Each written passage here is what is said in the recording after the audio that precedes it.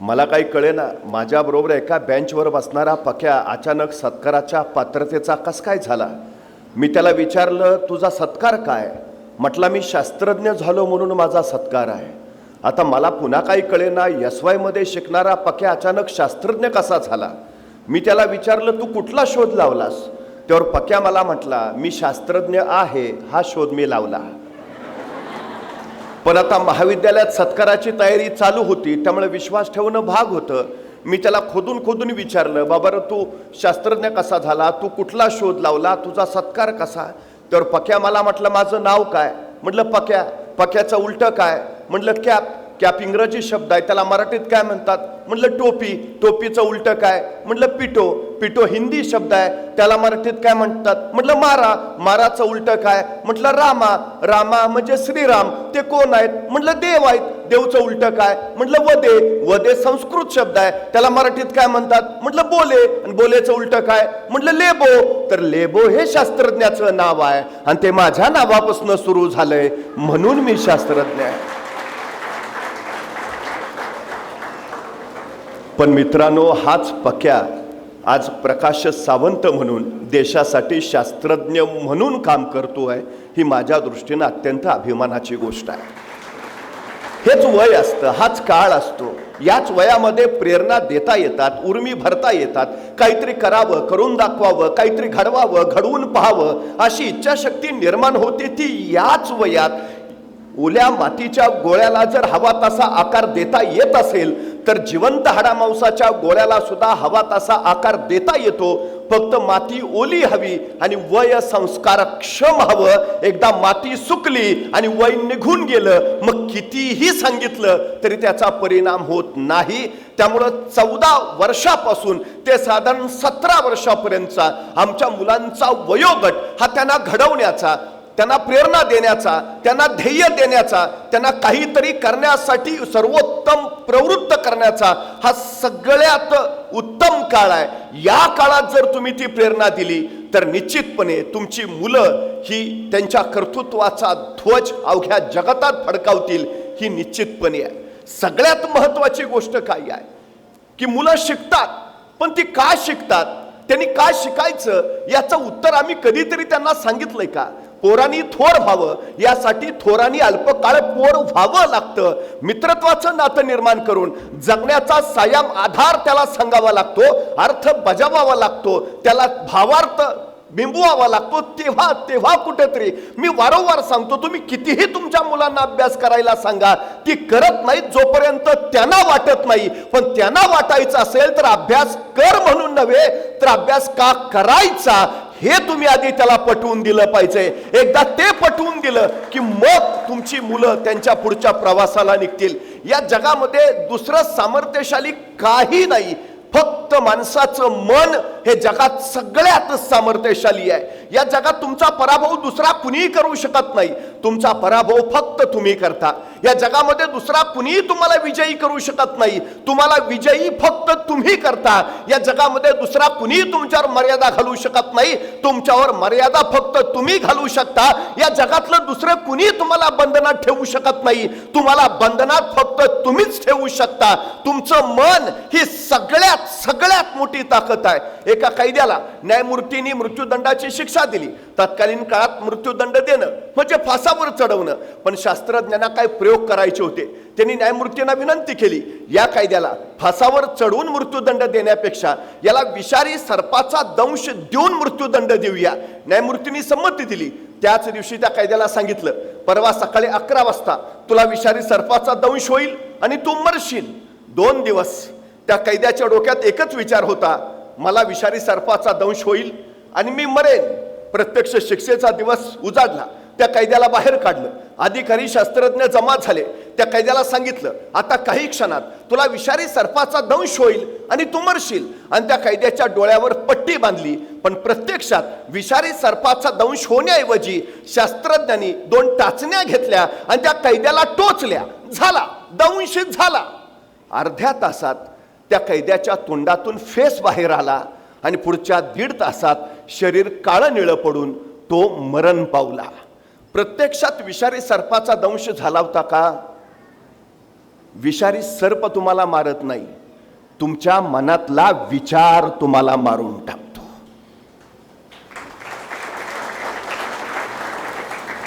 तुम्ही कसला विचार करता यशाचा, तुम्ही यशस्वी व्हाल. तुम्ही कोणता विचार करता अपयशाचा, तुम्ही अपयशी होणार. तुम्ही कसला विचार करता चांगला, तुम्ही चांगले घडणार. तुम्ही कसला विचार करता वाईट, तुम्ही वाईट होणार. तुमचं मन विचार कुठला करतं याच्यावर ठरतं तुम्ही कोण होणार आणि तुम्ही काय करणार. मग त्या मनात आम्ही उत्तम विचार पेरतो का, त्या मनात आम्ही उत्तम ध्येय देतो का, त्या मनात आम्ही उत्तम प्रेरणा भरतो का. आमची सगळ्यात मोठी जबाबदारी आहे त्या ओल्या मातीच्या गोळ्यासारखं आमच्या संस्कारक्षम मुलाला हे सगळं आम्ही द्यायला हवं. तेव्हा त्याच्या आयुष्याचा वटवृक्ष कर्तृत्वानी मोठा होईल. सगळ्यात महत्वाची गोष्ट ती आहे त्याचं मन घडवा. पराभव पहिल्यांदा रणात होत नाही, पराभव पहिल्यांदा मनात होतो. जी माणसं मनानं पराभूत असतात रणात जिंकूच शकत नाहीत, आणि जी माणसं मनानं जिंकलेली असतात रणात पराभूतच होत नाहीत. रण कुठलंही असो ते जिंकायचं असेल तर मन जिंकणं महत्वाचं. वर्धमान महावीरांनी उभ्या आयुष्यात एकही लढाई केली नाही तरी आम्ही त्यांना महावीर म्हणतो का.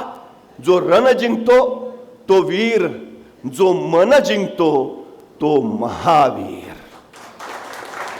आमच्या मुलांनी मन मन मन जिंकायला हवं. सगळ्यात चांगल्या वाईट भावनांचं निर्मिती केंद्र तुमचं मन असतं. ते मन एकदा घडलं ना मग आयुष्य घडवायची पुन्हा गरज पडत नाही. ते मनच तुम्हाला घडवत जातं. सगळ्यात महत्वाची गोष्ट आहे. त्यामुळे आमच्या मुलांची मनं घडवा, मनं घडवा बस. आंघोळ घातल्यावर श्यामच्या आईनं श्यामचं अंग पुसलं आणि आता घरात जाऊन कपडे घाल म्हणून सांगितलं. पण श्याम पाऊल उचलायला गेला आणि आईला म्हणाला, अगं तुझ्या साडीचा पदर खाली जमिनीवर टाक ना. आई म्हटली, का? माझे पाय भरतील ना. आणि त्यावेळी आईनं श्यामला सांगितलं, श्याम पायाला घाण लागू नये म्हणून जसा जपतोस तसा मनाला घाण लागू नये म्हणून सुद्धा जप हो. आईनं केलेला एक संस्कार श्यामला साने गुरुजी बनवणारा ठरला. आम्ही आमच्या मनावर मुलांवर कुठले संस्कार करतो? रोजच्या जगण्या वागण्यात न करता येणारे हे संस्कार आहेत. फार जबरदस्ती नाही करायची आहे. आम्ही ज्या काळात हे करायला हवं त्या काळात करत नाही. आणि मुलगा 10वीला गेला मग तू डॉक्टर झाला पाहिजे, मग तू इंजिनियर बनला पाहिजे, तू IIT ला गेला पाहिजे, आमच्या तुझ्याकडनं या अपेक्षा आहेत, आमच्या तुझ्याकडनं त्या अपेक्षा आहेत. कसं होईल? लहानपणापासून 10वी पर्यंत तुम्ही त्याला कसं घडवलं ते अचानक तुम्ही 10वीत त्याला सांगाल तू बोर्डात पहिला आला पाहिजेस. ही पेरणी सुरुवातीपासून इयत्ता 4थीत होते सचिन तेंडुलकर, उत्तम फलंदाजी. त्यांचे वडील रमेश तेंडुलकरांनी सांगितलं, तुला क्रिकेट आवडतंय ना, तू खेळतोयस उत्तम, तू हेच कर. सचिन तू फक्त क्रिकेटच खेळ. सचिन फक्त क्रिकेट खेळत राहिला. सचिन तेंडुलकर 12वीला इंग्रजीत नापास आहेत, पण आज 12वीच्या इंग्रजीच्या पुस्तकात सचिन तेंडुलकरवर धडा आहे. यशाचा धडा गिरवायला एवढा धडा पुरेसा आहे. तुम्ही तुमच्या मुलांमध्ये नैसर्गिक काय आहे त्याचा शोध घेतलाय का? त्याच्या जन्मजात कुठला गुण आहे ते कधी बघितलंय का? त्याच्यात कुठली उत्तम कला आहे तुम्ही कधी जाणलंय का? प्रत्येकाला काही ना काही अलौकिक दिलंय. सगळेच गुण सगळ्यांच्यात कधीच नसतात, पण प्रत्येकात काही ना काही गुण अलौकिक असा असतो की त्या एका गुणाच्या बळावर तो जग जिंकू शकतो. मग तुमच्या मुलांमध्ये काही ना काही आहे ना, काय आहे शोध घेतलाय? तो शोध घ्यायला हवा, त्याचा विकास करायला हवा, त्याचं संवर्धन करायला हवं. मग घडतील ना मुलं. अडचण काय आहे? यावर्षी नीटला बसलेल्या मुलांची संख्या होती 23 लाख आणि भारतात MBBSच्या जागा किती आहेत? 2.5 लाख. मग 20 लाख उरलेल्या मुलांनी करायचं काय? तुम्ही याचा विचार केलाय कधी? त्यांनी निराश होऊन बघायचं, स्वप्न मोडलं म्हणून बसायचं, कारण आपल्यात काहीतरी कमतरता आहेत, आपण मेडिकलला जाऊ शकलो नाही म्हणून आयुष्यभर कुढत राहायचं. आम्ही काय शिकवलंय त्याला? आम्ही सांगायला हवं त्याला, तुला इथं ऍडमिशन मिळालं नाही ना, कदाचित याहून भव्य स्वप्न परमेश्वरानं तुझ्यासाठी आखलं असेल. वेळ येईल, तुझी वेळ येईल, तू लढायला उभा राहायला पाहिजेस. आमच्या मुलांमध्ये लढण्याचं बीज आम्ही रुजवलं पाहिजे. लढण्याचं सगळ्यात महत्वाचं आहे. जेवढ्या मुलांच्या इतर गरजा मी पूर्ण करतो, तेवढ्या मुलांच्या मानसिक गरजा मी पूर्ण करतो का? वैचारिक गरजा मी पूर्ण करतो का? याचं उत्तर शून्य आहे. सगळ्यात मोठं शून्य आहे. मुलं घडतात कशी, उभा राहतात कशी? ती पुस्तकाच्या पानावरनं शिकत नाहीत, ती मोठ्या माणसांच्या अनुकरणातनं शिकत असतात. छत्रपती शिवाजी महाराज कुणाच्याही पोटी जन्म घेत नाहीत, त्याला शहाजीराजे जिजाऊ व्हावं लागतं.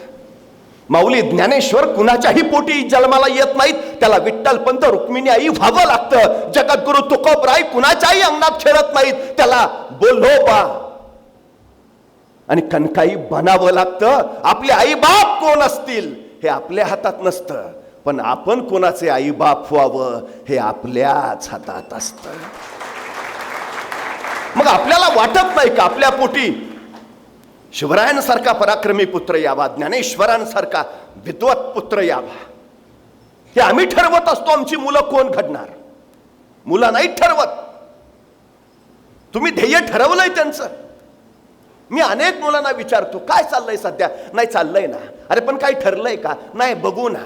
अरे पण कुठं बघणार आहे? नाही बघू ना निकाल लागल्यावर. आणि नाही लागला तर नाही पप्पा म्हणलेत माझ्या जागेवर चिटकवतो.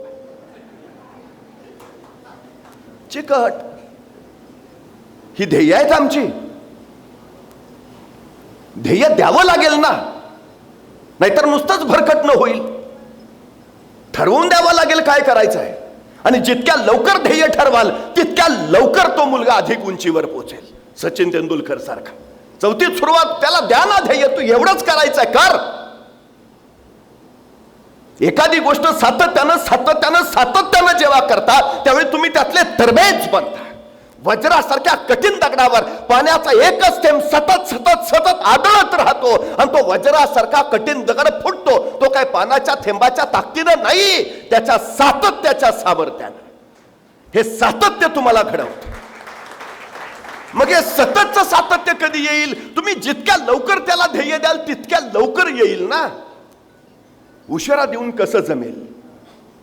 कसं जमेल ते? आत्ताच ध्येय द्या. ध्येयासाठी तयार करा मुलं. आणि एक गोष्ट लक्षात ठेवा, या जगात अशक्य असं काही नाहीये. मानवी जीवनाचे संशोधक आणि जीवशास्त्रीय अभ्यासक असं सांगतात की नुकतंच जन्माला आलेलं एखादं नवजात बाळ तुम्ही आम्हाला आणून द्या आणि त्याला काय बनवायचंय ते सांगा, आम्ही बनवून देतो. हवं ते बनवता येतं, हवं ते घडवता येतं. डॉक्टर बनवायचं आहे बनवू शकता, इंजिनियर बनवू शकता, शास्त्रज्ञ बनवू शकता, IITians बनवू शकता, अभिनेता बनवू शकता, क्रिकेटपटू बनवू शकता. जे हवं ते. काही असं नाही की तुम्ही बनवू शकत नाही, अजिबात नाही. बनवूच शकता. सुरुवात लवकर करा, ध्येय लवकर द्या आणि प्रवासाला सुरुवात जितक्या लवकर होईल तितक्या लवकर करा. तो शिखरावरच पोहोचतो. सगळ्यात महत्व क्षमता आहे तो प्रत्येकात आहेत, पण आपल्यात क्षमता आहेत याचा शोधच अनेकांना लागलेला नाहीये.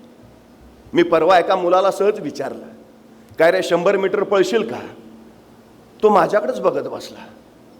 अरे म्हटलं 100 मीटर पळशील का? मग त्याने हळूच मला विचारलं, 100 मीटर म्हणजे किती? मला लक्षात आलं काय ते. मी त्याला म्हटलं, तू काय खेळबिळ खेळतोस का नाही? म्हटलं सगळे खेळ खेळतो, क्रिकेट खेळतो, फुटबॉल खेळतो, व्हॉलीबॉल खेळतो, बॅडमिंटन खेळतो. म्हटलं एवढे सगळे खेळ खेळतो, दिवसभर मैदानावरच असतोस का काय? तो म्हटला मैदानावर नाही, मोबाईलवर खेळतो. म्हटलं मग बरोबर आहे, तुला 100 मीटर कळणारच नाही.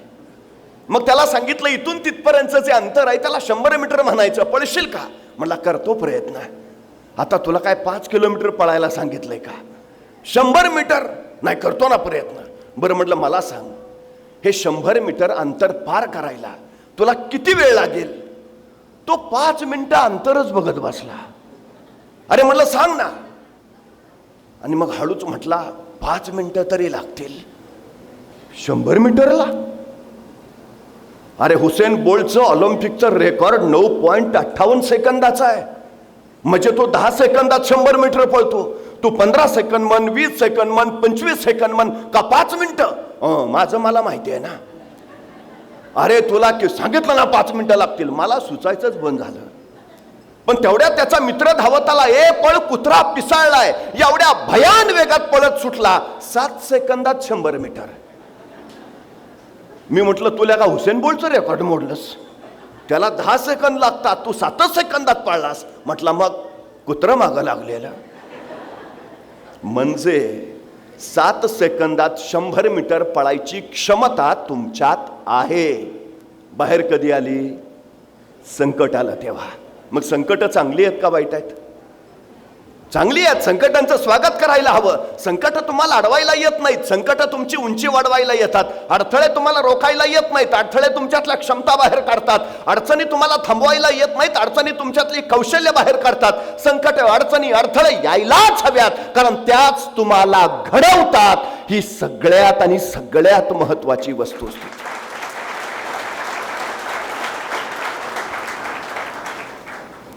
तुम्ही तुमच्या मुलांना कधी सांगितलंय?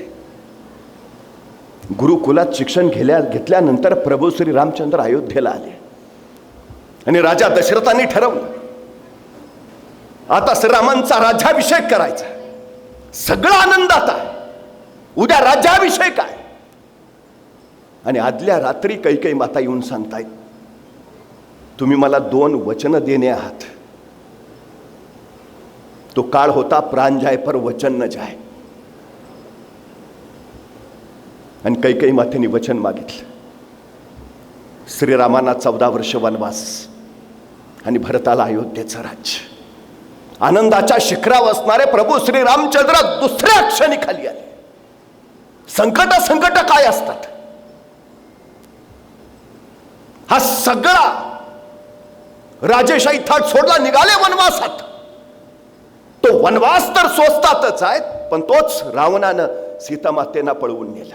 दुसरं संकट. श्रीरामांच्या हातून प्रभू प्रकट झाले ना, ते या संकटांच्या वनवासात. कृष्ण भगवान उगाच नाही झाले.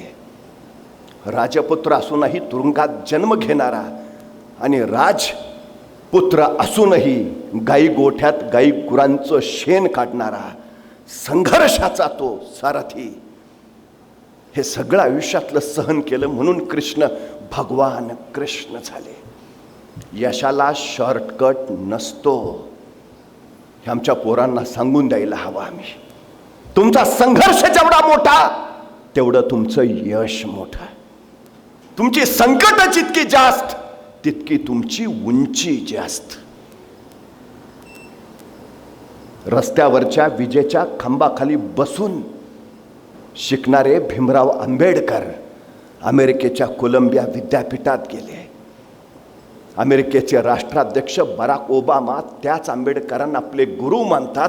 आणि ज्या कोलंबिया विद्यापीठात डॉक्टर बाबासाहेब आंबेडकर शिकले, त्याच कोलंबिया विद्यापीठाच्या प्रवेशद्वारावर आज त्यांचा पुतळा उभा केलाय आणि त्याच्या खाली लिहिलाय symbol of knowledge, doctor B.R. Ambedkar. मला अभ्यासाला खोली नाही, माझ्या खोलीत दिवा नाही, मग मी अभ्यास कसा करू, असे डॉक्टर बाबासाहेब आंबेडकर म्हणाले नाहीत. रस्त्यावरच्या विजेच्या खांबाखाली बसले पण शिकले. लाल बहादूर शास्त्री, गंगेच्या या काठावर त्यांचं घर, गंगेच्या त्या काठावर शाळा, नावेतून जावं लागायचं. जाण्यासाठी एके दिवशी काठावरून किनाऱ्यावर उभा राहिले. नौका येत होत्या, जात होत्या, सगळ्या नौका गेल्या. आता शेवटची नाव राहिली तरी लाल बहादूर उभाच होते. शेवटी नावड्याने विचारलं, लाल बहादूर येतोयस ना शाळेत? लाल बहादूर म्हटले, यायचं तर आहे. मग चल ना रे, शेवटची नाव आहे. हो, पण तुम्हाला द्यायला पैसे नाहीयेत माझ्याकडं. अरे मग आज नसतील तर उद्या दे. पण उद्या तरी कुठून येतील? अरे मग आल्यावर दे ना. नको, माझी आई सांगते, आपलं ओझं दुसऱ्याच्या डोक्यावर नको, तुम्ही जा, मी येईन. नाव निघून गेली. लाल बहादूर शास्त्रीने अंगावरचे कपडे काढले, त्या कपड्यात स्वतःची वह्या पुस्तकं गुंडाळली, त्याचा मुंडासं करून डोक्याला बांधलं आणि सरळ गंगेत उडी घेतली. झपाचं पोहत पलीकडच्या काठावर पोहोचले. काठावर पोहोचून परत कपडे परिधान केले, वह्या पुस्तकं घेतले आणि वर्गात जाऊन बसले. परिस्थितीशी लढणारे ते लाल बहादूर शास्त्री या देशाचे पंतप्रधान झाले. कोण म्हणतं तुम्हाला परिस्थिती अडवते? रामेश्वरमला पेपर वाटायचं काम करणारे APJ अब्दुल कलाम या देशाचे राष्ट्रपती होतात. कोण म्हणतं परिस्थिती तुम्हाला थांबवते? फिलिपाईन्स देशातली रिहा बुलोज नावाची एक 11 वर्षाची मुलगी शाळेतून आनंदात धावत धावत घरी आली. वडिलांना म्हणाली, बाबा, शाळेच्या धावण्याच्या स्पर्धेत माझा पहिला क्रमांक आला. वडिलांना प्रचंड आनंद झाला. कुशीत घेतलं, डोक्यावरनं हात फिरवला. खूप छान बेटा, अभिनंदन अभिनंदन बेटा. तशी वडिलांच्या कुशीतनं बाजूला होती रिहा म्हणाली, पण बाबा, आता या स्पर्धेत मी पहिली आली ना, मग माझी राष्ट्रीय स्पर्धेसाठी निवड झाली आहे. पुढच्या महिन्यात स्पर्धा आहे बाबा. वडिलांना आणखी आनंद झाला. खूप छान बेटा, अभिनंदन अभिनंदन. तशी ती चिमुरडी रिहा म्हणाली, पण बाबा, आता राष्ट्रीय स्पर्धेत धावायचं आहे ना, मग मला धावण्याचे बूट लागतील. बाबा, घ्या नावं स्पोर्टचे शूज. किती दिवस सांगते, घ्या ना, घ्याल ना बाबा? आणि वडील म्हटले, घेऊया बेटा. या महिन्याचा पगार झाला ना की धावण्याचे बूट तुला नक्की घेऊया. ती चिमुरडी आनंदाने उड्या मारत बाहेर सरावाला निघून गेली. दिवस गेले. आता राष्ट्रीय स्पर्धा 4 दिवसावर आली आणि त्या दिवशी ती चिमुरडी रिहा आपल्या वडिलांना म्हणाली, बाबा, स्पर्धा 4 दिवसावर आली आहे, तुम्ही धावण्याचे बूट घेतो म्हटलेला. बाबा, 2 दिवस तरी मला शूज घालून सराव करायला नको ना? घ्या ना बाबा. कधी घेणार सांगा ना बाबा. आपल्या पोरीचे बोल ऐकले ना वडिलांच्या डोळ्यातनं खळतीशी अश्रू उखळला. पोरीला जवळ घेतलं आणि वडील म्हणाले, घ्यायचे होते ग बूट तुला, पण या महिन्याचा पगारच नाही हातात आला, पैसे नाही आहेत ग, नाही घेऊ शकत. बेटा, मला माफ कर, मी नाही घेऊ शकत. आपल्या वडिलांच्या डोळ्यातनं उघडणारे अश्रू त्या चिमुरडीने बघितले आणि स्वतःचे अश्रू लपवत सरदिशी तिथून बाजूला झाली. ती रिहा असं नाही म्हणाली, मला शूज नाहीत ना, मग मी स्पर्धेत भागच नाही घेणार. मला शूज नाहीत ना, आता मी धावणारच नाही. ती सराव करत राहिली. स्पर्धेचा दिवस उजाडला आणि ही 11 वर्षाची रिहा बुलोज मैदानावर आली. आजूबाजूचे सगळे स्पर्धक स्पोर्टचे कपडे घातलेले, स्पोर्टचे शूज घातलेले आणि त्यांच्या गर्दीत ही अनवाणी पयाची रिहा बुलोज. आता काही क्षणात धावण्याची स्पर्धा सुरू होईल. सगळे स्पर्धक रांगेत उभा राहिले, त्यात रिहा सुद्धा उभा राहिली. अचानक रिहाचं लक्ष प्रत्येक स्पर्धकाच्या पायाकडे गेलं. प्रत्येकाच्या पायात धावण्याचा बूट होता. रिहानं स्वतःच्या पायाकडे बघितलं, अनवाणी पाय. क्षणभर काय वाटलं कुणास ठाऊक. तिथनं सरदिशी बाजूला झाली आणि जखमेवर बांधायच्या पट्ट्या तिनं स्वतःच्या पायावर बुटासारख्या बांधल्या आणि त्याच्यावर लिहिलं NIKE, नायके. जणू नायकेचे शूज तिनं घातलेत आणि जखमेच्या पट्ट्याचे बूट करून रिहा स्पर्धेला उभा राहिली. बघता बघता स्पर्धा सुरू झाली आणि रिहा बेभान पळत राहिली. तिला फक्त तिचं ध्येय दिसत होतं. पाय ठेचकळत होते, रक्ताळत होते, वेदना होत होत्या, पण रिहा धावत होती. जिंकायचंय, फक्त जिंकायचंय. 100 मीटर, 400 मीटर, 1500 मीटर या तिन्ही स्पर्धेत रिहा पहिली आली. तिला 3 स्वर्ण पदकं मिळाली.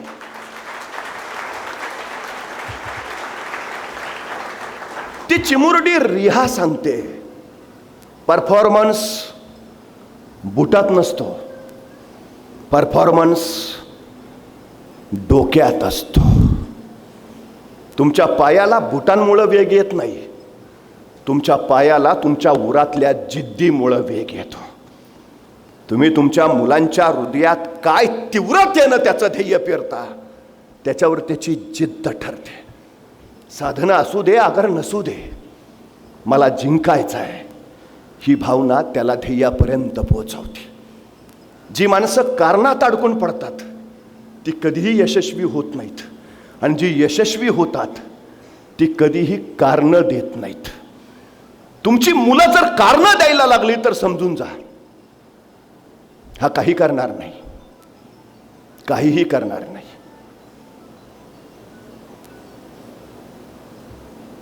असंख्य माणसं आहेत ज्यांनी शून्यातनं विश्व उभा केलंय. शिवाजी महाराजांकडे काय होतं? सैन्य होतं, संपत्ती होती, साधनं होती? काही नाही, काही नाही. तरी महाराजांनी शून्यातनं राज्य उभा केलं. म्हणजे हाताशी काही नसताना महाराज शून्यातनं राज्य उभा करतात. आमची पोरं किती भाग्यवान आहेत. काय नाही असं नाहीच आहे त्यांच्याकडं, तरी त्यांच्या हातून काही घडत नाही. प्रश्न आहे ना मोठा. मला कायम वाटतं, मला हे मिळालं नाही, माझ्या मुलाला मिळालं पाहिजे. आम्ही आयुष्य सायकलवर काढलं, माझा मुलगा गाडीवरनंच फिरला पाहिजे. लहानपणी खूप वाटायचं एखादा लेसचा शूज आपल्याला असावा, त्या काळी जमलं नाही. पण आता पोराच्या पायात कायम मला तो शोच पाहायचा आहे. आम्ही आमची स्वप्न मुलांमध्ये पाहतो, पण या सगळ्यांमध्ये त्याच्या संघर्षाचे दिवस मात्र आपसूक काढून घेतो. ज्याला संघर्षाची सवय नाही तो संकट आल्यावर टिकेल कसा? लढू द्या त्याला, संकटांशी भिडू द्या, परिस्थितीशी झगडू द्या. त्याशिवाय माणूस घडत नाही, हे पहिलं लक्षात घ्या. जितका सावलीत ठेवाल तितका त्याला उन्हाचा त्रास होईल. तुमची सावली आयुष्यभर नाही. ज्यावेळी तुमची सावली निघून जाईल त्यावेळी तो काय करेल? आम्ही कधीतरी या गोष्टीचा विचार केला पाहिजे. 12 वर्षाचे शिवबाराजे पुण्याच्या लाल महालात होते. नुकतेच कुठं घोड्यावर बसू लागलेले, पण अजून पाय रिकेबीत पोचत नव्हते. एके दिवशी कोंडाजींबरोबर ते घोड्यांच्या पागेत फिरत होते. आज कुठल्या घोड्यावर रपेट मारायची? नवीन नवीन सायकल शिकलेल्या मुलाला कसं सारखंच सायकल चालवावं असं वाटतं, तसं महाराजांचं झालेलं आहे. आज कुठल्या घोड्यावर? एक एक घोडा बघत ते निघाले होते. अचानक एका घोड्याकडे शिवबाराजांचं लक्ष गेलं. कोंडाजी काका, आज या घोड्यावर बसूया. कोंडाजी काकाने त्या घोड्याकडे बघितलं आणि कोंडाजी काकांचं काळीत चरकलं. नाही राज, हे लई अवखळ जनावर, थोरल्या महाराजांनी बी बसू देत नाही. नग नग, हे सोडून बोला. तशा शिवबाराजे हट्टाला पेटले. नाही, आम्ही याच घोड्यावर बसणार, याच घोड्यावर काका, काय करायचं ते करा, आम्ही याच घोड्यावर बसणार. लाल महालाच्या खिडकीत मासाहेब जिजाऊ उभा होत्या. कोंडाजींनी तिथूनच त्यांच्याकडे बघितलं आणि मासाहेबांनी तिथूनच इशारत केली, बसू द्या त्यांना. आता मात्र कोंडाजींचा निरुपाय झाला. त्यांनी तो घोडा सोडला खरा, पण कोंडाजी शिवबाराजांना म्हणाले, राज बशिवतो, पण घोड्याचा लगाम मी हातात धरणार, तुम्ही फकस्त बसायचं. राजमले ठीक आहे, काही हरकत नाही काका. बघता बघता घोडं बाहेर आलं.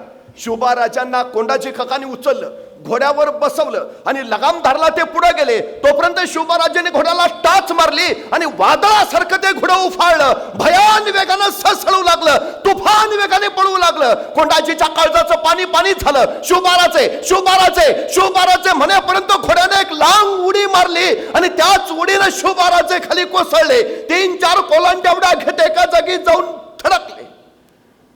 कोंडाजी थपापत्या वरानं धावत गेला. शिवबाराजांना जवळ घेतलं. कुठं लागलंय का बघितलं, पण कोंडाजींचा हात शिवबाराजांनी झटकून दिला. त्यांचं लक्ष होतं लाल महालाच्या खिडकीत उभा असणाऱ्या मासाहेबांकडे.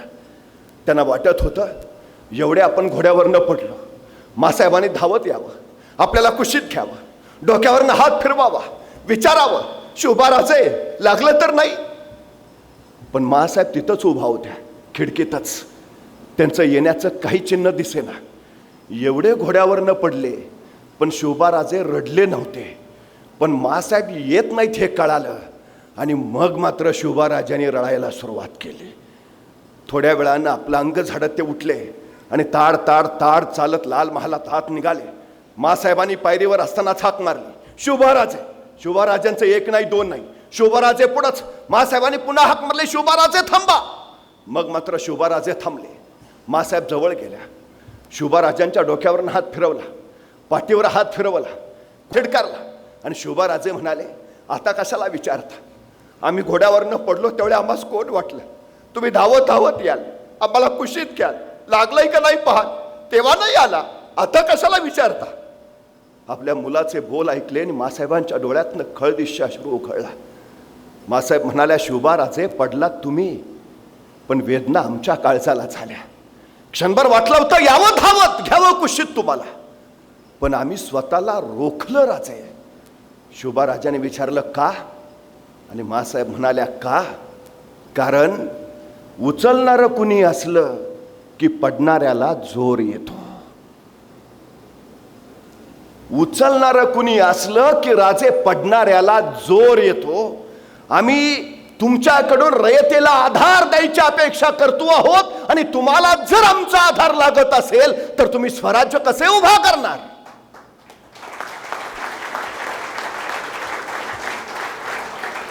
ज्या माणसाला इतरांचा आधार लागतो तो माणूस इतरांना आधार कधीच देऊ शकत नाही. आम्ही तुमच्यात ते स्वयंपूर्ण राजे पाहतो आहोत, जे असंख्यांच्या डोईवर सुखाचं छत्र ठेवतील आणि असंख्यांचा आधार बनतील. लढू दिलं पाहिजे, पडू दिलं पाहिजे, मुलांना वादळांशी झुंजू दिलं पाहिजे, संकटांशी खेळू दिलं पाहिजे. तेव्हा तेव्हाच तर घडतील. लागू द्या ना, खरचोटू द्या, रक्त येऊ द्या, वेदना होऊ द्या, कळू द्या, तेव्हा तेव्हाच तर ती घडतील.